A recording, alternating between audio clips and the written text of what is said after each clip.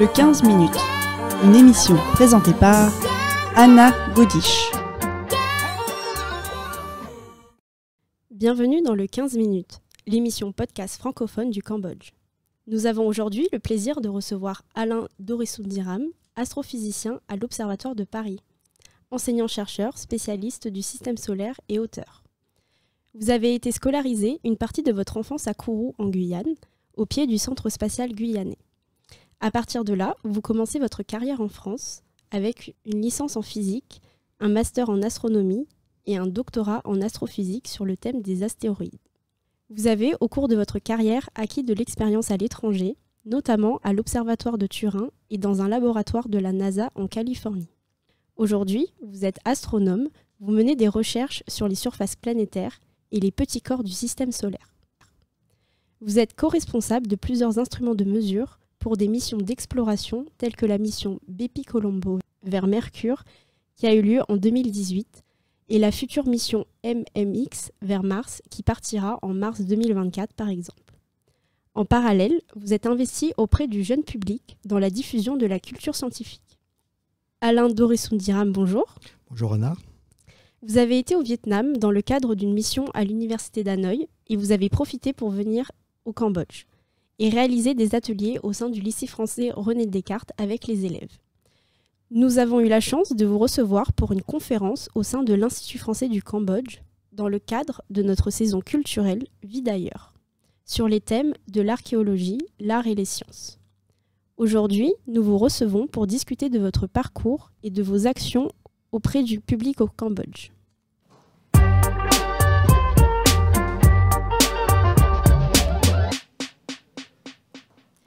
Pouvez-vous nous expliquer d'où vient cette passion pour l'espace ? Petit, vous étiez quel type d'enfant ? Rêveur, ambitieux ? Alors écoutez, on pose souvent la question et effectivement ce que je réponds c'est que ma vocation, mon intérêt pour l'espace et l'astronomie m'est venu à Kourou quand j'étais à l'école primaire. J'ai eu des enseignants qui m'en ont parlé et tout de suite m'est venu cet intérêt, cette fascination pour l'espace. Et ce qui m'a tout de suite attiré, c'est pas la physique, c'est pas les maths, c'est plutôt le rêve, la part de rêve. Imaginer ces mondes distants, à des milliards de kilomètres, imaginer comment ils sont, de quoi ils sont faits, ça me faisait rêver. Et c'est que plus tard que m'est venu l'intérêt pour la physique et les maths. Ok, très intéressant. Parce que c'est vrai que les métiers de l'espace et de l'observation spatiale ne sont pas très communs et paraissent assez difficiles à atteindre. Quel a été votre parcours ? Alors moi j'ai fait donc un parcours universitaire. Après on peut faire aussi un parcours via les écoles d'ingénieurs, mais les deux sont bons. À l'issue de ces premières études scientifiques, il faut faire un master en astrophysique, c'est ce que j'ai fait, et puis terminer par un doctorat. Le doctorat est la porte d'entrée pour faire de la recherche, dans toute discipline d'ailleurs. Et donc, j'ai obtenu mon doctorat. Cela m'a permis donc d'embrasser la carrière de chercheur. Avez-vous peut-être des conseils pour les étudiants qui nous écoutent et qui aimeraient peut-être travailler dans ce domaine ? Il faut être travailleur, il faut être rigoureux dans ses études. Et puis, je dirais, il faut surtout être passionné, aimer ce qu'on aime. Parce qu'on est toujours bon dans ce qu'on aime et c'est le plus important. Après, effectivement, comme vous le disiez, c'est un métier de niche. Il n'y a pas beaucoup de postes. Mais en même temps, ce que je dis souvent, c'est ce que j'ai dit cet après-midi au lycée français, aux élèves qui m'écoutaient. Dans un projet spatial, il y a plein de compétences qui sont requises. C'est vrai qu'on pense souvent à l'astronome, l'astrophysicien, l'astrophysicienne, il faut le dire aussi au féminin. Eh bien, il y a aussi des carrières d'ingénieurs, de techniciens. Car dans un projet spatial, on construit des instruments, on envoie des sondes. Et dans le projet qui m'a occupé pendant de nombreuses années, celui d'aller vers Mercure et puis maintenant d'aller vers la Lune de Mars, Phobos, eh bien, je suis entouré d'une équipe d'ingénieurs, de techniciens, sur les compétences aussi diverses que variées que l'électronique, l'informatique, la documentation, l'assurance qualité produit. Et donc, tous ces métiers sont finalement aussi importants que le métier de chercheur pour finalement contribuer à la réussite d'un projet. Et dans mon équipe, tout le monde a apporté sa petite pierre et tout le monde peut être fier d'avoir, par exemple, envoyé un instrument pour explorer la petite planète Mercure. Très bien, très intéressant. Alors, vous faites partie d'une association qui met en relation les chercheurs des observatoires et les classes francophones. Pourquoi cette envie de transmettre au grand public et surtout aux enfants ? Alors, ce n'est pas une association. En fait, c'est un dispositif que j'ai moi-même créé il y a une vingtaine d'années qui s'appelle les parrainages de classe. Alors, je suis enseignant-chercheur. En fait, je le fais dans le cadre de ma mission de formation des professeurs. Et dans ce cadre-là, j'ai voulu proposer à ces enseignants de pouvoir les accompagner dans leur classe autour d'un projet centré sur l'astronomie. Donc c'est un dispositif gracieux, gratuit, qui permet en fait d'introduire de l'astronomie dans la classe et puis de faire venir éventuellement, on ne peut pas aller partout, hein, et c'est une occasion unique aussi pour moi de venir au Cambodge, de le faire par exemple en visio. Hein. Donc l'intérêt de ce dispositif, c'est de permettre aux élèves de rencontrer un chercheur, une chercheuse, en l'occurrence sur l'astrophysique, et de discuter sur les sujets qui peuvent les fasciner. D'ailleurs, l'astronomie fascine tout le temps.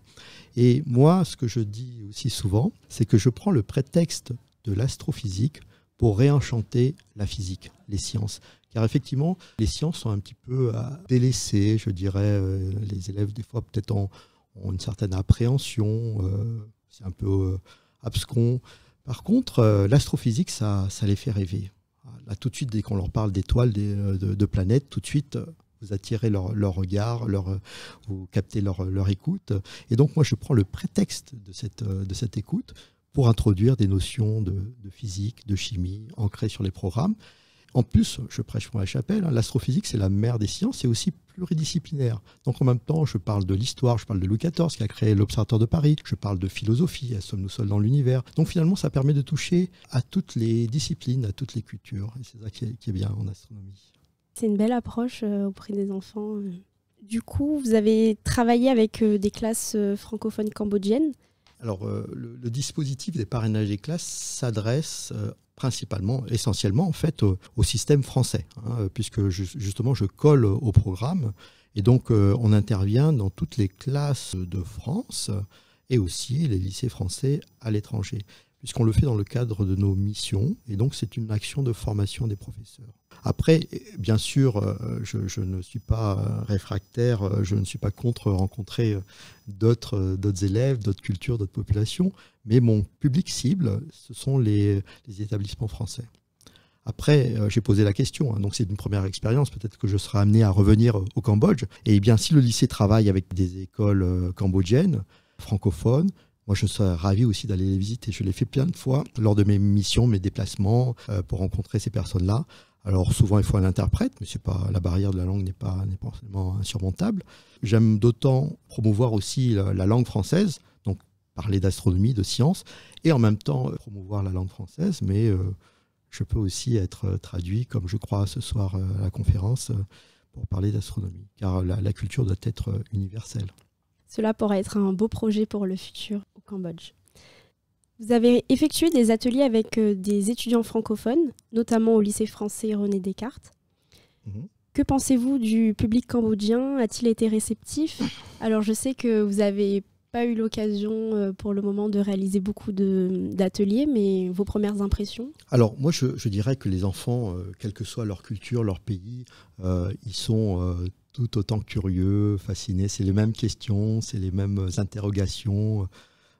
Je dirais l'humanité est universelle. Et moi, j'ai toujours rencontré le même engouement, la même curiosité chez tous les enfants que j'ai vus, que ce soit au Pérou, en Asie, au Cambodge, j'étais au Vietnam, en Inde, aussi en Europe, aux États-Unis. Donc partout, ce sont les mêmes enfants. Après, effectivement, selon la culture locale, vous pouvez avoir moins d'échanges, par exemple, mais c'est culturel. Par exemple, je dirais que au Vietnam aussi et au Cambodge, eh bien, les élèves sont plus dans l'écoute. Ils ne vont pas essayer de poser trop de questions. Tandis que quand je suis en métropole, les enfants ont des questions, mais ça fuse de partout. Hein. Au bout d'une heure, je suis épuisé. Tellement il y a des questions, ils n'arrêtent pas. Et même quand je suis en train de partir, sur le pas de la porte, monsieur, alors et comment se forme le soleil, etc. Donc ici, par contre, voilà, il faut plus les titiller. Alors, vous avez des questions ? Allez, posez-les. Voilà. Parce que je crois que c'est culturel. Ils n'osent pas trop poser de questions. Ils sont plutôt dans la descente du savoir, mais ils ne contestent pas. Ils ne demandent pas. Voilà. J'ai pu voir aussi ce matin des premières qui étaient très curieux et qui m'ont posé beaucoup de questions. Il y a peut-être une différence de perception et de croyance peut-être en Asie comparée à d'autres continents. Alors, je l'ai pas ressenti, parce qu'on n'a pas trop parlé de croyances. Justement, je pense que peut-être qu'ils ont certainement des croyances, des a priori, mais justement, je crois que c'est pas dans leur culture de s'épancher sur cela. Donc, j'ai pas pu les sonder. Mais je pense évidemment que partout, ils ont des croyances ou des cultures. Par exemple, en métropole, là, ils n'hésiteront pas à me dire que non, mais moi je croyais que c'était Allah qui a créé les planètes, des trucs comme ça. Oh, alors la Terre, elle est plate. Je suis sûr qu'ils se posent les mêmes questions. Parce que Internet propage ses infox encore plus vite que la vitesse de la lumière. Hein. Mais ceux-là, je pense qu'ils n'oseront pas me contester ou me dire. Et je trouve que c'est dommage parce que finalement, ils gardent peut-être en leur fort intérieur quelques croyances ou a priori que je pourrais totalement éliminer ou au moins tenter d'expliquer. Ok, merci. Quels sont les types de questions qui reviennent auprès des enfants Alors, les questions, moi l'expérience que j'ai, c'est surtout en primaire. Hein, c'est là que les questions sont fuses, les enfants sont encore départis d'a priori, ils sont sans retenue, disons, tandis que plus ils grandissent et puis ils sont dans l'acceptation des idées, tout ça. Et ce que j'aime bien dans le très jeune public, y compris les maternelles, parce que j'interviens en maternelle, je considère que l'astronomie, c'est pas difficile, il faut juste adapter le propos. Et en maternelle, on peut parler de beaucoup de choses, et ils savent beaucoup de choses. Justement, on vit dans un monde de savoir, on a plein de reportages, plein de choses. C'est pas tant de leur apporter le savoir, je dirais, c'est surtout de leur apporter le sens critique de ce qu'ils voient et écoutent. Alors, je me perds, c'était quoi la question ? Quelles sont les questions qui reviennent le plus souvent auprès des enfants ? Oui. Alors les questions, je dirais le top 10 des questions, le best-seller, c'est surtout centré sur les peurs. Est-ce qu'un astéroïde va nous tomber sur la tête ? Ou un trou noir, alors ça les effraie. Un trou noir, est-ce qu'il va nous aspirer ? Alors les trous noirs sont très très très très très loin de la Terre. C'est pas la Terre qui va être aspirée par un trou noir. C'est des questions comme ça, issues de peurs profondes. Et puis après, effectivement, c'est tout ce qui colle à l'actualité. Est-ce que la vie existe ailleurs ? Est-ce que les aliens existent ? Et puis, je dirais, il y a aussi beaucoup comme je disais, de fausses nouvelles, de croyances qui sont propagées par Internet, justement. Elles se propagent beaucoup plus que les vraies vérités. Et comme des croyances comme la Terre qui est plate, qu'on n'est jamais allé sur la Lune, ça aussi, on me les pose. Mais je vous dis, c'est surtout les petits qui ne sont pas encore dans la retenue, qui sont naturels et qui posent des questions. Après, moi, une fois, quand j'étais en maternelle, il y a une petite fille blonde aux yeux bleus qui m'a demandé si le Soleil était marié avec la Lune. Alors là, je n'ai pas démenti, bien entendu. Voilà, ce genre de questions. Très mignon, très mignon. Est-ce qu'il y a eu des questions auxquelles vous avez eu du mal à répondre ? Peut-être sommes-nous seuls dans cet univers ? Est-ce que vous pouvez nous en dire plus ? Non, il y a pas. Les questions sur lesquelles j'ai du mal à répondre, c'est les questions sur lesquelles je suis ignorant. Et j'ai pas peur de le dire, parce qu'effectivement, quand on ne sait pas, vaut mieux le dire. Et je ne peux pas être au courant de toutes les nouvelles. Par exemple, il y a des domaines de l'astrophysique qui me sont très lointains, comme tout ce qui est la cosmologie, tout ce qui est origine du Big Bang, tout ça, c'est pas mon domaine. Moi, je suis planétologue, donc je suis plus terre à terre, donc j'explique ce que je sais. Et quand je ne sais pas, moi je dis oui, c'est peut-être ça, mais il faut vérifier. Voilà. J'ai pas de difficultés, de questions qui me posent problème, à part ne serait-ce que les expliquer dans un langage simple. Quand c'est des petits qui me demandent comment la Terre s'est formée, c'est une réponse qui demande de longues minutes à expliquer, donc je fais un raccourci. Donc là, effectivement, j'ai du mal à répondre parce que je ne veux pas non plus les emmener dans des détails un peu trop techniques qu'ils ne pourraient pas comprendre. Voilà. Merci.